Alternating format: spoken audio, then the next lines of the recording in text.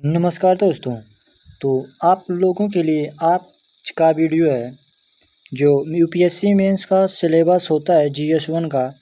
इसमें यूनिट 1 के बारे में हम लोग आज बात करेंगे। इसमें मैं आपको पूरे डिटेल से समझाऊंगा कि इसमें कौन कौन से टॉपिक आप लोगों को पढ़ना है। पहले मैं आप लोगों को पहले यूनिट को दिखा रहा हूँ। जैसा है भारतीय संस्कृति, ठीक ना। भारत का संस्कृत प्राचीन काल से आधुनिक काल तक के सभी कला के रूप, जितने भी कला के रूप हैं इसमें दो दिया है। एक साहित्यिक कला और दूसरा वास्तु कला के मुख्य पहलू शामिल होंगे। सिर्फ आपको यूपीएससी एक लाइन दी है, इसको मैं पूरे डिटेल से समझाऊंगा। इसके अंदर तक के कौन कौन से टॉपिक आप लोगों के पढ़ना है और किस सब्जेक्ट से पढ़ना है। ठीक, अब हम लोग देखते हैं, लाइन का विश्लेषण करते हैं अब हम लोग। ठीक, देखो यह टॉपिक यूपीएससी जीएस पेपर 1 से संबंधित है।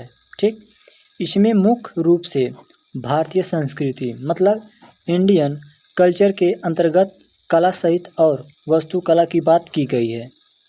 यह भारतीय संस्कृति का एक यूनिट है जिसमें आप लोगों को साहित्यिक और वास्तुकला को पढ़ना है। इसमें कौन कौन से टॉपिक आते हैं उनको हम लोग एक एक पॉइंट में समझने की कोशिश करेंगे ताकि आप लोगों की तैयारी अच्छी हो सके। चाहे आप बीए, बीएससी, बीकॉम या 11-12 में हो तो भी आप इस वीडियो को देख सकते हैं अगर आप लोग आईएएस बनना चाहते हैं तो। ठीक, कमेंट बॉक्स में ड्रीम आईएएस जरूर लिखिएगा। देखो सब्जेक्ट और सब टॉपिक्स, एक सब्जेक्ट के जितने भी सब टॉपिक्स होते हैं इसके विषय में हम लोग बात करेंगे। सब्जेक्ट दिया है यहाँ पर भारतीय संस्कृति।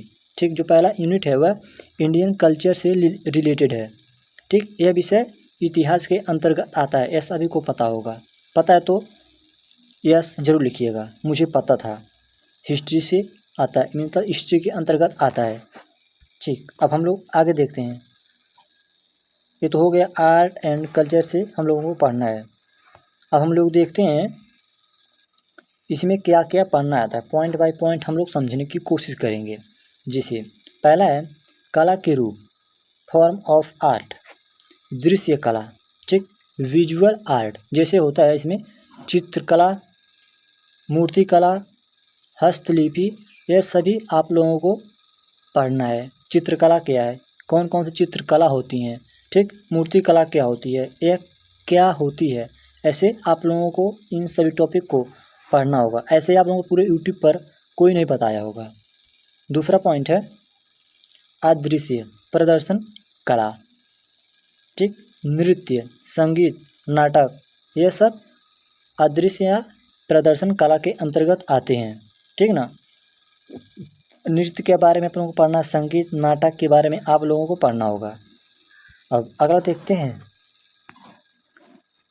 यहाँ से कला अनुक्रम। ठीक, जैसे प्राचीन काल, ठीक, प्राचीन भारत, सिंधु घाटी कला, मौर्य कला, गुप्तकालीन कला, यह सभी आप लोगों को पढ़ना होगा। सिंधु घाटी कला में कौन कौन सी कला आती हैं, मौर्य काल में कौन कौन सी कला आती हैं, गुप्तकालीन काल में कौन कौन सी कला होती थी, यह सभी आप लोगों को पढ़ना होगा। ठीक, मैं पूरे डिटेल से आप लोगों को समझाने का प्रयास कर रहा हूँ। अब मध्यकालीन भारत में कौन कौन सी कला आती हैं, जैसे भक्ति, सूफी कला, मुगल कला, यह सब मध्यकालीन भारत के अंतर्गत आती हैं। अब आधुनिक की बात करें, आधुनिक भारत, बंगाल स्कूल, स्वतंत्रता संग्राम कला की, ठीक, स्वतंत्रता संग्राम की कला, आधुनिक चित्रकार जैसे रवि वर्मा, अमृता शेरगिल आदि के बारे में आप लोगों को पढ़ना होगा। ठीक, आधुनिक कला में, आधुनिक भारत में रवि वर्मा कौन कौन सी कला लिखे हैं, इनका चित्रकारी क्या है, यह सभी आप लोगों को पढ़ने का ज़रूरी है ताकि आप लोगों को मैं आपको बताऊंगा कि इसकी तैयारी कैसे करना है। ठीक ना। अब दूसरे पार्ट पर आ जाते हैं हम लोग, साहित्यिक कला पर। प्राचीन साहित्य, इसमें आप लोगों को वेद, उपनिषद, महाकाव्य, रामायण, महाभारत, संस्कृत साहित्य आदि को इसमें आप लोगों को पढ़ना होगा। प्राचीन साहित्य में, ठीक, इसमें प्राचीन साहित्य, मध्यकालीन साहित्य एंड आधुनिक साहित्य कुल के बारे में हम लोग बात करने वाले हैं। साथ में आपको यह भी बताऊंगा इसको कंप्लीट कैसे करना है। ठीक, मध्यकालीन साहित्य के बारे में अब लोग बात करते हैं। भक्ति काव्य जैसे इसमें कबीर, सूरदास, फारसी और उर्दू साहित्य के बारे में आप लोगों को पढ़ना होगा। ठीक, आशा है आप लोगों को इतना समझ में आया होगा। प्राचीन साहित्य क्या है, मध्यकालीन साहित्य। अब हम लोग बात करते हैं आधुनिक साहित्य। ठीक, आधुनिक साहित्य में क्या क्या पढ़ना है। जैसे आधुनिक साहित्य है, राष्ट्रवादी साहित्य क्या होता है, क्यों है, कैसे है, यह सभी आप लोगों को पता होना चाहिए। स्वतंत्रता संग्राम के लेखक कौन हैं। ठीक, भारतीय भाषाओं का विकास कैसे हुआ, ऐसे जो पॉइंट हैं आप लोगों को पढ़ना है। ठीक, अब आगे देखते हैं हम लोग। जो तीसरा है वास्तुकला।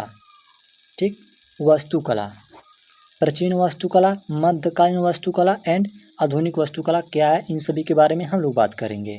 ठीक, मौर्य स्तूप, अशोक स्तंभ, गुप्त मंदिर के बारे में आप लोगों को पढ़ना होगा।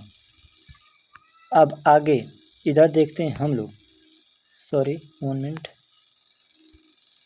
मध्यकालीन वास्तुकला, इस्लामी स्थापत्य, मंदिर निर्माण जैसे द्राविड़ नगर शैली, मुगल वास्तुकला, ताजमहल, इन सभी के बारे में आप लोगों को पढ़ना होगा।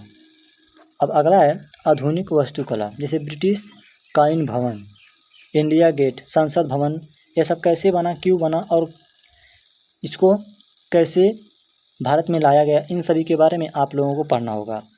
स्वतंत्र भारत की वास्तुकला, स्वतंत्र भारत, जैसे भारत आज़ाद हुआ तो इसके बाद कौन कौन सी इमारतें या कला बनी हैं हमारे भारत में, इन सभी के बारे में पढ़ना होगा। अब हम लोग बात करते हैं यह टॉपिक किस किस एग्ज़ाम के लिए रिलेटिव है। जैसे यह परीक्षा में आता है, किस किस परीक्षा में यह टॉपिक पूछा जाता है। तो सबसे पहला UPSC prelims art and culture से प्रश्न आते हैं। यूपीएससी मेंस जीएस पेपर 1 में आता है, स्टेट पीसीएस एग्ज़ाम में भी आता है। ठीक, ये सब इतने टॉपिक्स आते हैं। अब यहाँ पर बात करते हैं एससीएससी सीजीएल हिस्ट्री सेक्शन से इसमें क्वेश्चन बनते हैं। एनडीए, सीडीए, सीएपीएफ, एसआरपी के एग्ज़ाम में इस टॉपिक से बहुत क्वेश्चन आता है। ठीक, आशा है आप लोगों को इतना समझ में आया होगा। अब बात करते हैं हम लोग इसको कंप्लीट कैसे करें, यहाँ पढ़ने का क्या क्या सोर्स है, कहाँ से पढ़ें।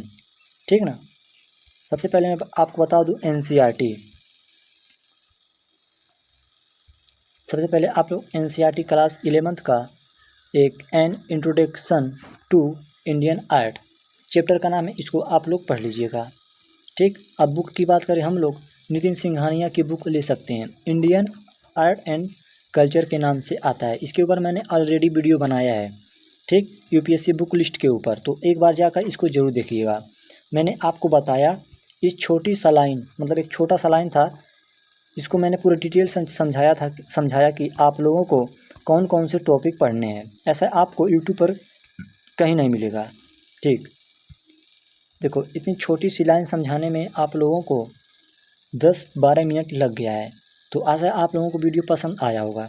अगर आप लोग इसका दूसरा वीडियो पार्ट चाहते हैं, जैसे मैं आपको बता दूं, मैं आप लोगों को यूनिट बाय यूनिट करके सिलेबस समझाने वाला हूं। अगर आप लोग चाहते हैं तो कमेंट बॉक्स में यस कंटिन्यू ज़रूर लिखिएगा, नहीं तो मैं इस वीडियो को नहीं बनाऊँगा। तो आशा आपको पसंद आया होगा। तब तक के लिए नमस्कार।